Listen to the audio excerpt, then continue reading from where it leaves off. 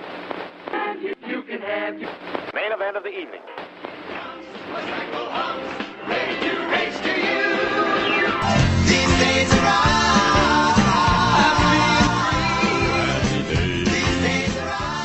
Hello and welcome to These Days Are Ours, a Happy Days podcast. I'm Peter. And I'm Joe. And today, we will be discussing Fonzie and Leather Tuscadero, or Fonzie the Rock Promoter, Part 2. Okay, Peter, tell us what happens in Fonzie and Leather Tuscadero, Part 2. We open with Leather Tuscadero and the Suedes performing Heartbreak Hotel at Arnold's. Since my baby left me, I found a new place to dwell. After they finish, Joanie says how excited she is to go to San Francisco. Richie says their parents won't let her go. No matter how old Joanie is, she's still their little baby. The two join Fonzie at a booth. He suggests Joanie get her parents' blessing by inviting them to Arnold's to see Joanie perform with the Suedes. They see how good Joanie is. They'll have to let her go. Richie still isn't convinced. Nevertheless, Howard and Marion come to Arnold's the next night. Fonzie introduces Leather and the Suedes. And it is my distinct pleasure to introduce once again that group that I launched on their merry career to stardom. After announcing the band will be going on a cross-country tour, and they perform Devil Gate Drive. Oh, stop with your devil music! Afterwards, Joanie joins her parents. Marion liked every number, and Howard says they were better than good. They were fantastic. Why, the Suedes have an impressive career ahead of them. They could play dances, wedding receptions. They could play at the annual Leopard Lodge Poopa Doodah. Leather joins the Cunninghams, and Marion expresses surprise that Leather wears leather outfits. Howard asks how she thought Leather got her name, and Marion says she was afraid to ask. Leather says they're going on tour with Fabian, starting in San Francisco, and Joanie will be with them. She's one of them now. Howard disagrees, and tells Joanie to put on her coat while he and Marion wait in the car. Marion reminds Joanie to be quick. Howard hates to wait. Joanie tells Leather he's just overreacting, and Joanie's going home to pack. Leather isn't sure, but Joanie is, more or less. I'm positive. I guess. Back at the Cunningham house, Marion tells Joanie she's going to finish school and then plan her life. Howard asks Joanie why she can't be more like Richie, who decided to go to college instead of start a movie career, and Richie asks him to please not use him as an example. I'm neutral. Howard wonders why they're even discussing this, and Richie starts rambling about the history of debate and ancient Greeks. Howard says sometimes he's sorry he ever sent Richie to college. Marion starts talking about the wedding she has planned for Joanie, and Joanie shouts for everyone to stop it. Everyone's living her life but her. When does she get to plan it? She storms upstairs, and Howard says they're not trying to plan her life, just her adolescence. The next morning, a still pajama-clad Richie is on the phone with someone. No, wait, listen. Don't hang up. When Howard and Marion come downstairs. As Howard wonders if he was too hard on Joanie last night, Richie reveals he was talking to Joanie, who has run away from home. At Arnold's that night, Fonzie is assuring Richie they'll find Joanie, as Leather comes in. Richie is frantic about his runaway sibling, and he mentions Howard is going crazy, and Marion has been crying all day. Richie asks if Joanie said anything to Leather, and she just asks why Joanie would say anything to her. Well, why would she say anything to me? Richie is worried that Joanie is cold or starving to death. Fonzie asks Leather point blank how Joanie is eating, and Leather admits that Joanie isn't starving and is in her hotel room. Richie demands to know if Leather is crazy. Fonzie says he'll handle this, and demands to know if Leather is crazy, and says if she was a guy, I'd rattle your teeth until they were frazzled. He and Richie are about to go get Joanie, when Leather says if they drag her back home, she's only going to run away again. I know runaways. I've been with them for 3 years. Richie doesn't care. He wants to talk to his sister. Leather says she'll talk to her, and when Richie says that isn't good enough, promises to bring Joanie to Arnold's. That's good enough. Leather makes good on her promise and brings Joanie over. Leather tells Joanie she'll make it someday, and then Fonzie gives Leather a goodbye kiss. She thanks him, thanks Milwaukee, and leaves. Thanks, Milwaukee. Joanie refuses to talk to Richie, insisting she's big enough to be on her own. Fonzie tells her not to make the same mistake he made of growing up too soon. You made a mistake? The mistake I made was not my fault. He never got to be 15. He went from 6 to 18. He did all right, but he missed a lot by going from hugging his teddy bear to hugging the Hooper triplets. One day, Joanie will look back on her life, and she'll have teenage memories.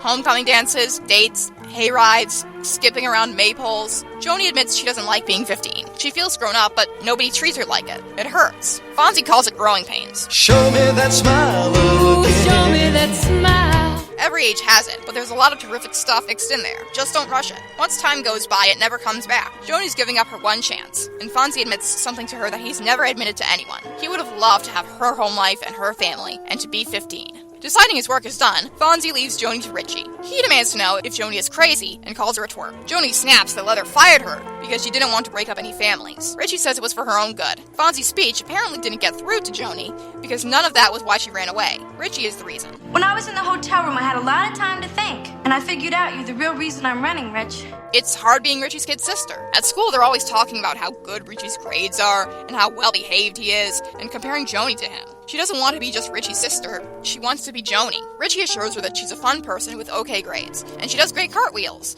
And I'm cute. And you're a little conceited, but that's normal. She's Joanie, and in time, people are gonna know that. Richie wasn't aware of Joanie's problems before, but he is now, and he's going to help her. And so are other people. Come home, not for him, or mom and dad, but for herself. And think about what Fonzie said. One doesn't see a lot of 40-year-olds skipping around the maypole. Joanie, remembering all the things she's excited about, realizes it is fun being 15. Goodbye, fame. Hello, boring little room. That's the way to talk. While Richie gets his coat, Joanie goes on stage one last time, then goes home with Richie, who calls himself Joanie's brother, while telling Al he'll turn the lights off. Back at the Cunningham house, Marion and Howard are blaming themselves for Joanie running away when Joanie and Richie arrive. Both of them demand to know how Joanie could have done such a stupid thing. Richie leaves, and Joanie assures her parents she's eaten and she's alright, and they tearfully embrace. Marion tells her if she ever has a problem to come to them and not run away. Joanie asks if she can have a phone in her room. Howard says no. Boy, that was a short talk. Thank you, Peter. That was Fonzie and Leather Tuscadero Part 2, which first aired back on November 15th, 1977. That night, Happy Days served as the lead into a brand new Laverne and Shirley. That show ended its cruise two-parter with a story about a man named Ensign Benson proposing marriage to Shirley. Meanwhile, NBC devoted its entire primetime schedule to the conclusion of The Godfather, the complete novel for television, edited from the first two films. The Academy Award-winning films plus footage never before seen, now transformed into a television masterpiece. Saturday, Sunday, Monday, and Tuesday on NBC. CBS ran a news special in response to President Carter's energy message, followed by an animated special called Dr. Seuss's The Hoober Bloob Highway. The Hoober Bloob Highway, in case you don't know, starts way up above and ends way down below. So, Peter, out of those three, what are you watching? As much as I want to be a responsible citizen and watch Carter's energy message... Good evening. Tonight I want to have an unpleasant talk with you about a problem that's unprecedented in our history. Ensign Benson, man. You can't beat it. So I think Happy Days and Laverne and Shirley easily wins the night. Fonzie and Leather Tuscadero Part 2 was directed by Jerry Paris, and it was written by Bob Brunner, who also wrote Part 1. As for guest stars, obviously Susie Quattro and Donna Fine are back from last week. We talked about how Susie Quattro is not much of an actress, really. I think she kind of gets better over the course of the two episodes. It's not really fair to judge her against other actors, so I will judge her against other Happy Days guest stars who were not actors. And we've had a few. We had Flash Cadillac and the Continental Kids, and we had Charles Galeotto, the coin snatcher. Compared to those people, where does Susie Quattro land in the pantheon of non-actors on Happy Days?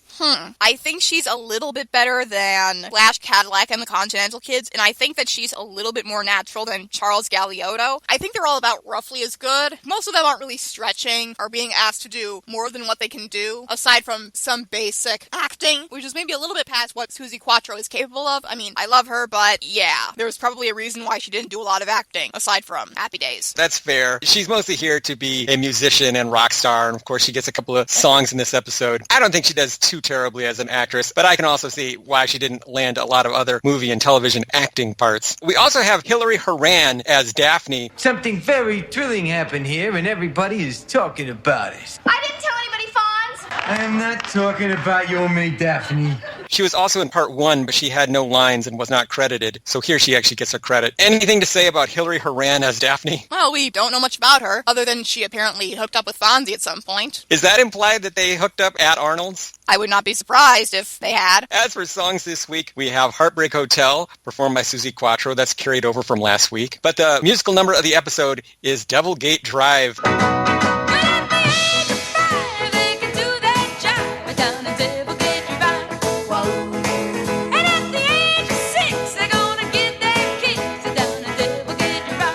This is from her 1974 sophomore album, Quattro. It reached number 1 in England, Ireland, Australia, and Norway, and was a top 10 hit in Germany, the Netherlands, and Switzerland. It did not chart in America because we weren't ready for it. You'd think that being featured on Happy Days would be enough to get it some publicity, but apparently not. We're fools. We missed the boat on Susie Quattro. As for cultural and historical references, the origins of the catchphrase, "Stay out of the trees," are unclear, but at least one person on the internet remembered that being the sign-off line of a wisecracking Chicago DJ. I know from past episodes that you take rather a dim view of wisecracking DJs. Hey, I have some taste. When Bertie and Daphne say, "Welcome to Arnold's."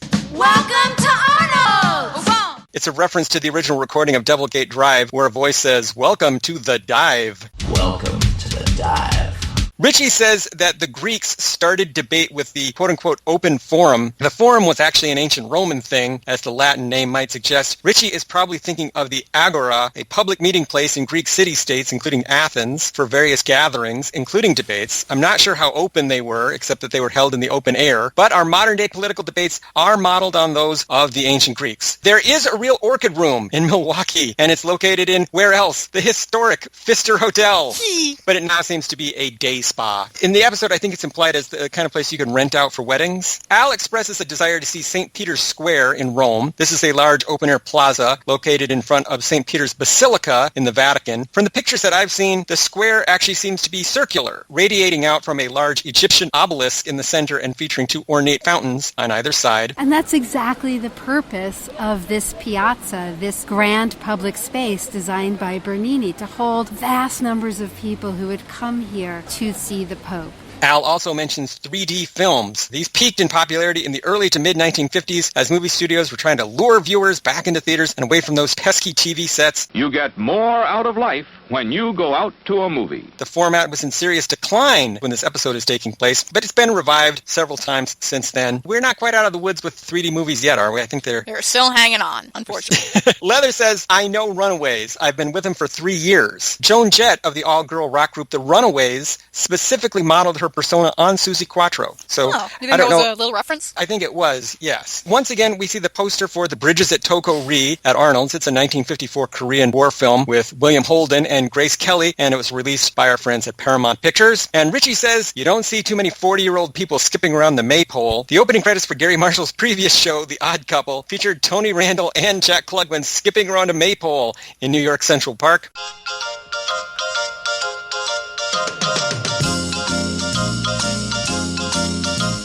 So that was a deliberate reference and not just Richie being ageist? I don't know whether it was or it wasn't. Tony and Jack were 50 and 48 at the time of filming that. In any event, maypole dances have been a tradition at European folk festivals since at least the Middle Ages. In some countries, maypoles are put up on May 1st, hence the name, and in others at midsummer. And of course, now when people think of maypoles, they think of the movie Midsummer.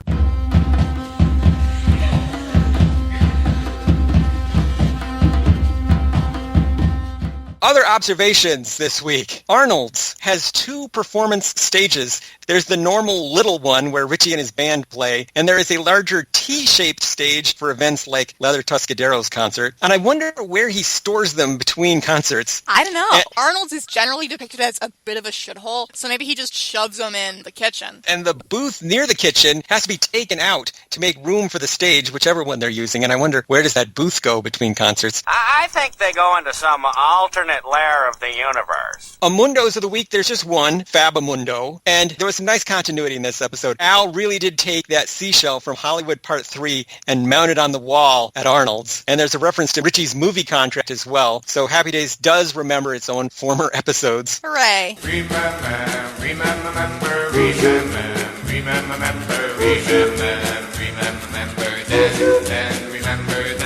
There is a really neat transition in this episode when Joanie is figuring out how to talk to her parents. It dissolves from a close-up of her face to a shot of the front windows at the Cunningham house, looking like the bars of a jail cell.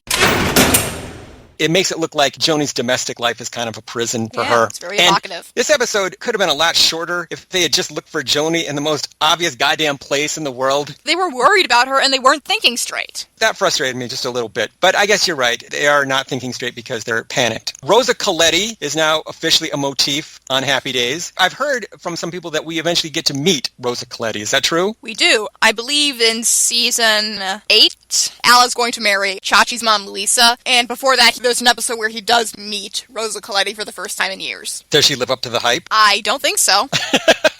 Well, that's something to look forward to. Joanie's beret makes a triumphant return to Happy Days. I think this is the most she's ever worn the beret in an episode. Oh my, what a cute beret. This is probably also the most tension that there has ever been in a Happy Days tag. I know why she ran away. It's me. I'm always correcting her. Normally the tag is for just a few random jokes after the story has been wrapped up, but this is an important tag because the story has not been resolved fully. I liked that it was actually serving a purpose beyond squeezing in one last joke. It did squeeze in one last joke with Joanie asking if she can get a phone in her room, but at the same time it was also serving as an emotional denouement for this thing that happened. And I liked that a lot, so kudos, Happy Days. It's also good that it has an important plot point in the tag because that way in syndication, if they're ever threatening to cut the episode down to fit more commercials in, they can't cut the tag out. You can't touch this. You can't touch this. You can't touch this. So, Peter, I will ask, were there any outstanding Happy Days fashions this week? I really liked the kind of shiny white leather jumpsuit that Leather was wearing during the Devil Gate Drive performance. That looked dope as hell. Thumbs up, A+, excellent rock star look. Susie Quattro had an amazing look. In fact, I learned this week that Gary Marshall had the idea of bringing her onto the show when he saw a poster of her on one of his kids' bedroom walls. And he was like, who is that? I got to have her on the show. And then, of course, she does wind up being on the show. So, Peter, I will ask that age-old, timeless question. Was this episode any good? Yeah, it was. I like this episode a lot, despite the fact that it's an episode where Leather Tuscadero gets second billing, depending on what title you're using. She's not really a main character in it, and honestly, neither is Fonzie. This is firmly a Joanie-centric episode, where she's learning to not grow up too fast. She's learning that everyone feels kind of stifled and moody about growing up, and that's okay. She's got a whole future ahead of her, and she can deal with all of that as it comes. She doesn't have to grow up too fast, and even if she feels like she's stifled and being condescended to, and she's stuck being Richie's little sister, all of that is going to change someday. This is one of those two-parters that's kind of oddly structured in that Leather Tuscadero's story is basically resolved about 2/3 of the way through part 1, and then they kind of don't know what to do with her for the second half of this. And again, it turns into a story about Joanie. I would say this is probably one of the more dramatic episodes of Happy Days. Oh, yeah. Which means that it's one of the less humorous or fun episodes of the show. It's more of a serious episode. Not that there isn't a little bit of fun to be had this week, but it's not the usual lighthearted romp that Happy Days normally is. We even dance around the issue of runaways, young people who run away from their families and what they can expect out on the road, out on their own. You ran from home and you're on the street. You've been ripped off, you've been used, and you could be killed. There is a way out.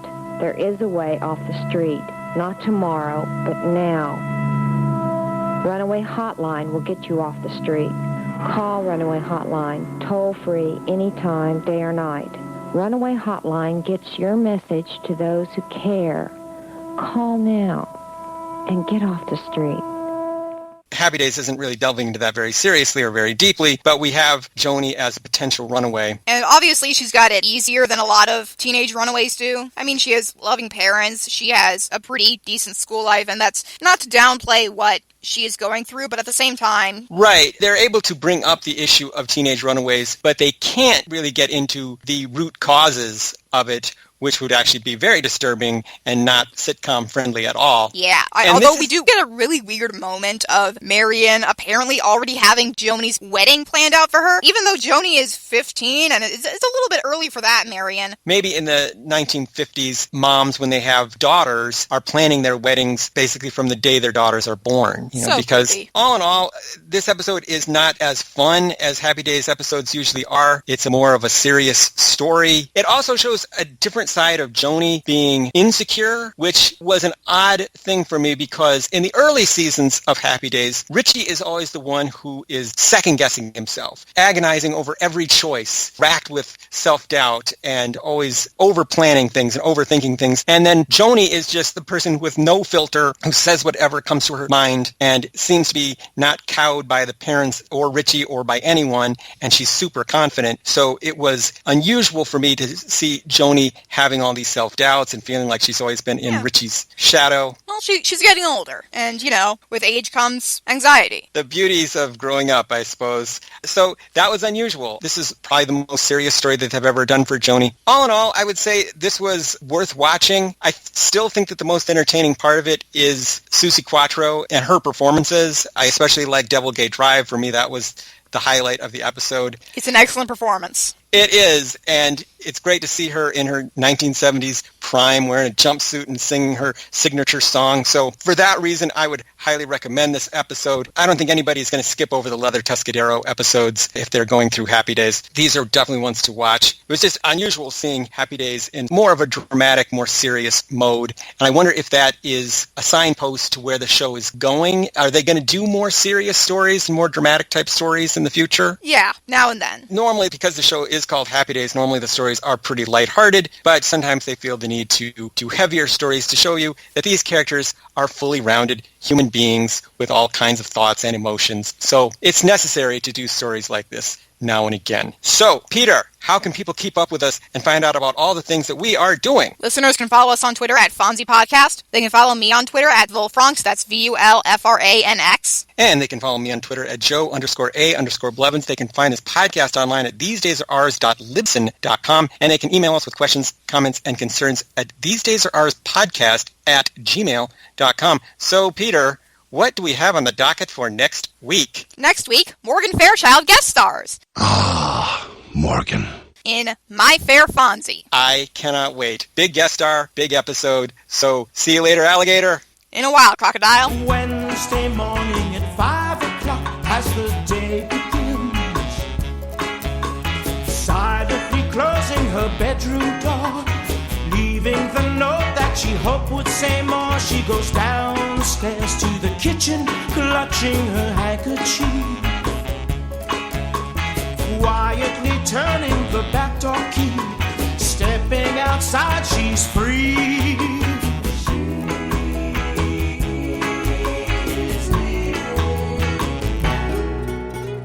Father snores as his wife gets into her dressing gown,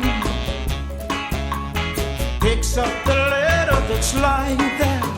Standing alone at the top of the stairs, she breaks down and cries to her husband, "Daddy, our baby's gone." Why would she treat us so thoughtlessly? How could she do this to me?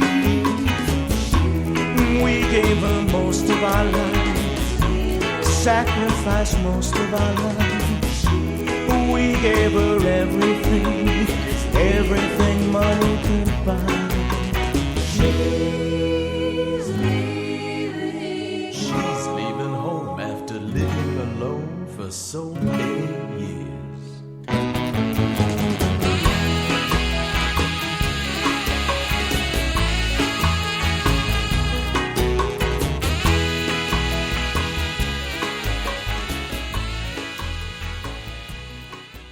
Poopa doodah.